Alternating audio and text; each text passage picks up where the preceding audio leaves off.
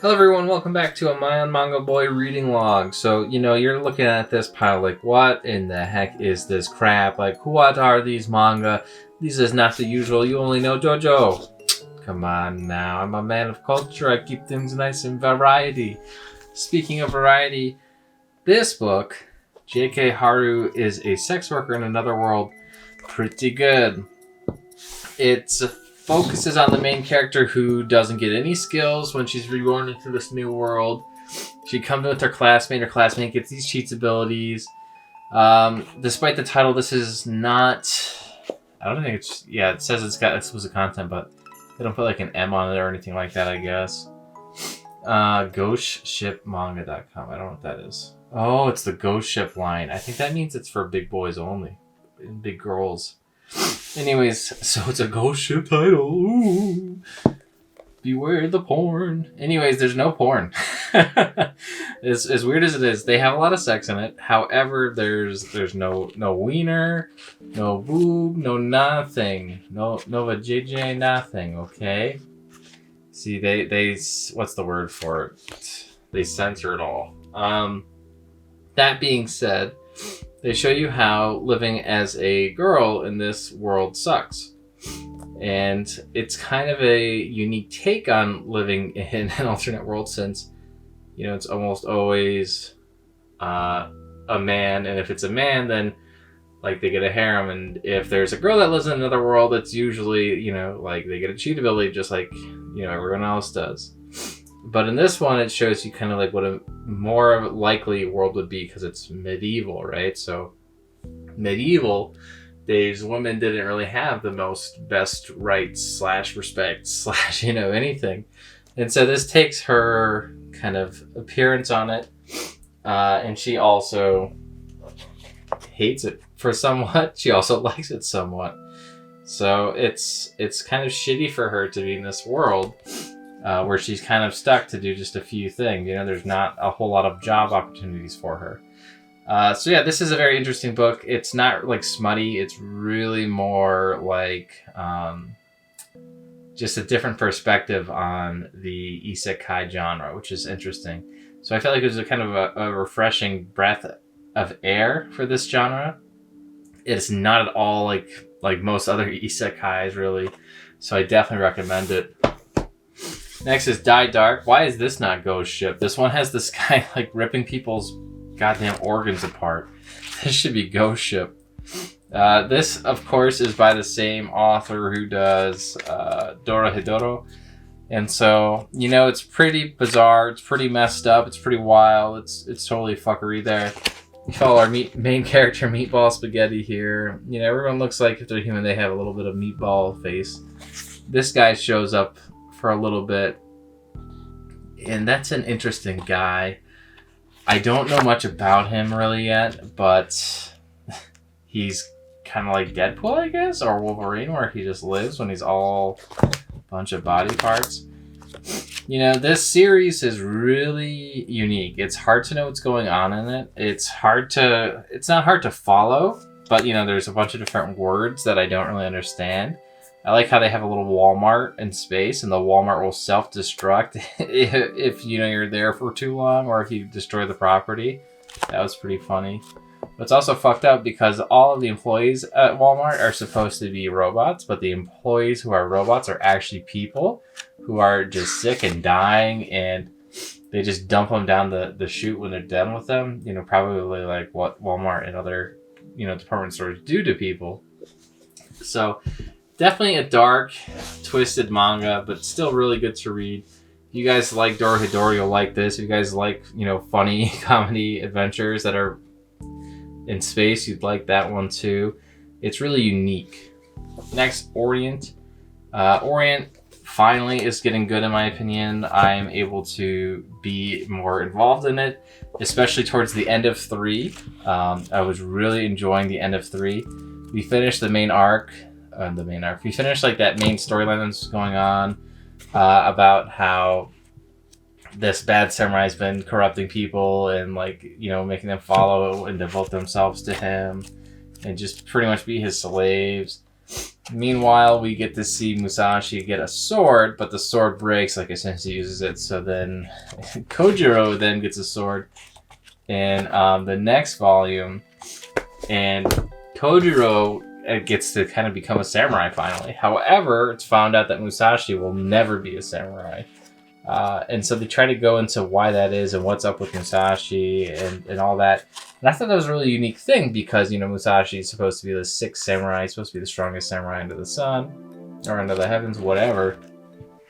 But to find out he can't even wield a sword, and this weird guy pops up who's like got a Mihawk-sized sword, is like, totally trying to make swords, which is bizarre, out of people. So I definitely am liking this a lot more. This got way more interesting. So if you guys were on the fence about it, definitely around Volume 4, yep, that's when you wanna hone in, because Volume 4 is really when things get good. A lot of things have kind of, evolved, and characters are introduced now at this point where I'm more interested. Before, a lot of the characters are very one-shot, and I didn't really care about them. They were okay, whatever, but now that we're starting to get going, they're starting to get their swords, I'm starting to be more interested in them. I was like, damn. And they tell you a little bit of the power system, how there's these different color auras. Certain auras mean certain things. Most people are blue, etc. So I'm liking it now. I'm on board. Definitely check it out. If you guys haven't, now's the time to start reading it. Starts off slow, gets good. I think there's going to be an anime. Maybe watch the anime for the first couple of volumes worth. Mao, the latest series by Rumiko Takahashi, I'm going to call. This is like, it reminds me of Inuyasha meets Kakaishi. So the main character, Mao, I'm going to say Mao's the main character, but it's probably not really Mao. I'd say it's more of this girl. In any case, Mao is cursed by this demon, and he's like a samurai. He may as well be cursed by the nine-tailed fox. So he goes around killing Ayakashi that are evil, so that way he can find the one that cursed him. However, this girl Nanoka, I don't know how you would say it, survived this weird car accident like 8 years ago or something like that. And when she did that, she thought she saw like a demon kind of show up, and she had blood all over her. Now, jump to the present, she's walking around to where the car accident was, trying to remember what happened, and she gets teleported to this weird town. The weird town has some yokai in it, or Ayakashi, and, she gets attacked there. And so it's like a weird olden day thing. So I like this so far. It's like Inuyasha, but a little bit further along in the future. And I really like, this is like such a creepy guy, this story with him. So I like that too. It's got that early old school Inuyasha kind of creep vibe to it. And the main character, slowly learning what her skill set is and what happened to her is very interesting. So I can't wait to read more of this. I really enjoy this one quite a bit. Undead Unluck, another series. I didn't really think it was that great when I started to read it. Honestly, I was in the minority. I just thought it was okay. But I'm starting to like this a lot more now, especially now that we get into volume, we get to find out more about Andy and who he really is. And then we, Victor, but then we get to see more of Volume 3, and we learn more about what the guild or the group or whatever they're called is doing, the council, and how Apocalypse is causing the end of the world and things like that, and Ragnarok's coming. So I started to get a lot more into it because of that. I was really not that interested at the beginning, and I didn't think too much of it, but now as I understand how rules are, it makes me really look back at Volume 1 and Volume 2 and think, the author probably didn't really like it too much either, because they were all like, yeah, let's just take the penalty, but now they're like, listen, if we take another penalty, we're fucked. And it's just like, you guys just willingly took a penalty, and Andy was the only one who wanted to not take it. So it makes me think that, the author wasn't really thinking ahead. Now the author's starting to think ahead and point the series in a direction. And it's a direction that it's going in that I really enjoy.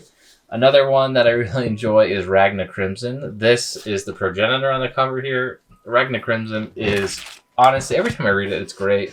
I have to wonder how they release these thick books so easily, because man, I feel like these come out quick.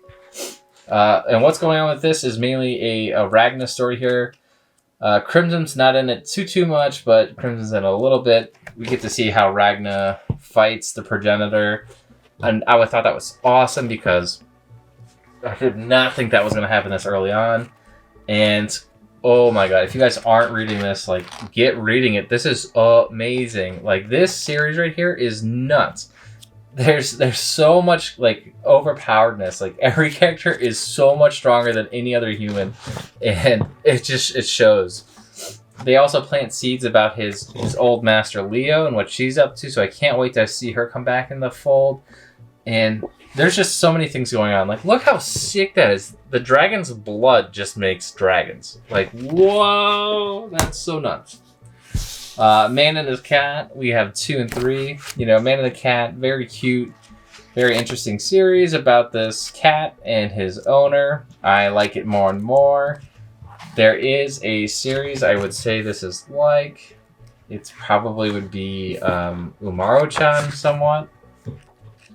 Again, if you don't like cats, you probably wouldn't like this manga, but if you are like, even just like cats are okay, then you probably like this quite a bit. Again, this is one I liked to recommend. It's slowly kind of drip feeding you the knowledge about who this man is and his life before, and even the cat gets a little bit of character development in his past. Very sad, but that's okay because kitty cat's cute. And and so they mentioned that they are able to take the story in actual directions now. That the series got so much more popular. I guess before it was just on Twitter, and so he was very excited that he was able to move it to a magazine instead of Twitter, and now he's able to take the story places. So I was confused as to why there was so much like actual development going on, since the first couple volumes definitely seemed like it was just a happy feel-good manga, but now that it's starting to get a story, I'm more and more interested in it. So that's great. I'm glad that series got popular. And here we have a sad volume of JoJo's Bizarre Adventure Volume 5. In this volume, a character dies. I will not spoil it. I will not. But it's pretty obvious because he stopped showing up in the later volumes. But yeah, this is a great, look at that. That's so nasty. A great volume. Everything's in full force here. This is the start of the Kira arc, really. The last one was leading into it. This is the real start of it. This is when shit hits the fan, and you really are kind of glued in for the rest of the ride. Plus, Act 3 shows up. Koichi learns that, Jotaro's not an idiot. Jotaro is Jotaro. He's a genius man. And, you don't mess with Jotaro. So that was great, too. But yeah, seeing Killer Queen and, Kira kind of back in action is epic. It's been so long since I've seen it. Not since the anime, really. Anyways, that's what I read this week. Was a lot. It was like 12 or 13 volumes. Strongly had a good time. Strongly recommend it. Strongly. I'm going to say that word over and over again, okay? That sounds great to me, too. So yeah, that was it. If you guys read anything, let me know in the comments. If you guys are inspired to read anything after watching this video, let me know in the comments. Please like, comment, and subscribe, and we'll see you next time. Bye-bye.